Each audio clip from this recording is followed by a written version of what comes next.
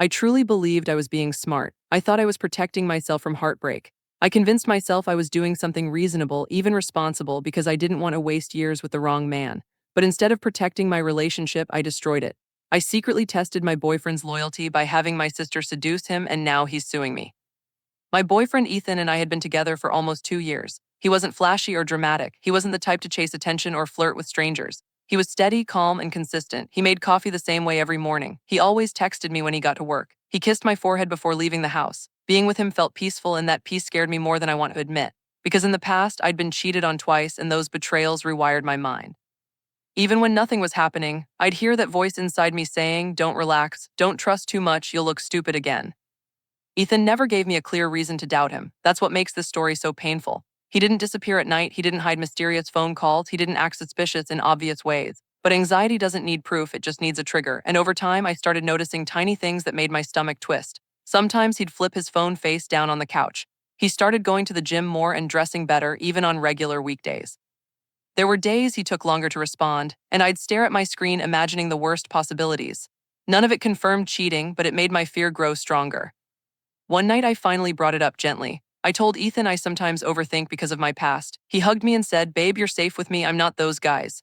He sounded sincere, and for a moment I believed him. But reassurance is temporary when fear is permanent. Instead of letting trust grow naturally, I wanted certainty. Proof, something my anxiety couldn't argue with. That's where the loyalty test idea came in. I had seen those silly social media videos where someone tests their partner by having a stranger flirt with them.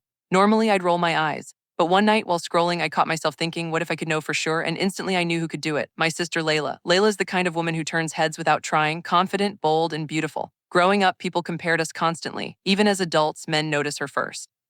I love her, but there's always been this uncomfortable truth. Attention follows her, and she knows how to use it.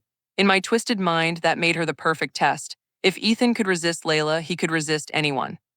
I called her and said I needed a favor. She asked what kind, and I hesitated before blurting it out. "I want you to test Ethan." She laughed at first, thinking I was joking, but when she realized I wasn't, her tone changed. She told me it was toxic, that it could ruin everything, and she asked why I would do that to myself. I told her about my past. I told her I didn't want to be fooled again. I told her I needed proof before I fully relaxed into love.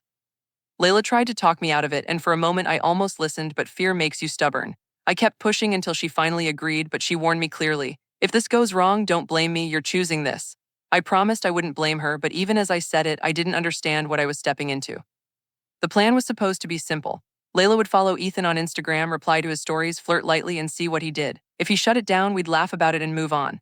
Layla followed him the next day, and he followed back within hours. My stomach tightened instantly, but I told myself it was normal. She was my sister, so maybe he was just being polite. Then she messaged him something friendly. Ethan replied politely. I felt relieved, but then Layla escalated.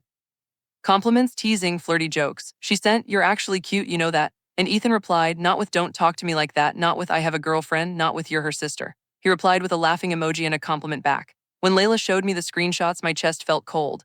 Part of me felt validated, like my instincts were right, but another part of me felt sick because I was watching my relationship get poisoned by a test I created. Then Layla suggested meeting in person, coffee, just to talk. I assumed Ethan would refuse because that would be the obvious, respectful response. Instead, he hesitated and then agreed. That was the moment my trust cracked. They met at a cafe, and Layla later described it like she was reporting to a boss. She leaned in close, touched his arm, laughed at his jokes, tested boundaries. Ethan didn't stop her, he smiled. He seemed nervous, but not uncomfortable. When she hinted she'd like to hang out again, maybe at her place, he didn't shut it down. He said maybe. That single word felt like a knife. That night I confronted Ethan. I tried to stay calm, but my voice was shaking. I asked him directly, "Did you meet Layla today?" He froze, and then he lied. No. That lie hurt worse than everything else because it meant he knew it was wrong and planned to hide it. I told him I already knew. His face drained of color. He tried to explain, saying he was just being polite and it meant nothing. Then he said something that made my stomach drop even further. "I didn't think she'd tell you." So he expected secrecy. He expected that whatever he was doing would stay in the dark.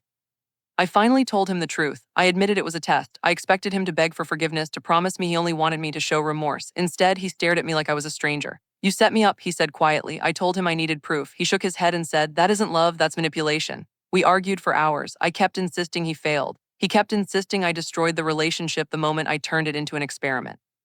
By morning, he packed a bag and left. No dramatic yelling, just cold disappointment. Then everything collapsed. Layla and I fought brutally. I accused her of enjoying it. She accused me of using her like a tool for my insecurity. Our mother got involved, and suddenly my family was taking sides. The house felt divided like I had started a war nobody asked for. I thought that was the worst part. Then I got an email from a lawyer. Ethan was suing me for emotional distress, harassment, and manipulation. The situation got worse because Layla had recorded part of their conversation for proof, and Ethan claimed it was non-consensual and humiliating. I called Ethan crying, begging him not to do this. He didn't shout. He didn't insult me. He just said, "You didn't trust me. You tried to trap me. I don't feel safe with you anymore. And yes, I'm taking it seriously." Then he hung up.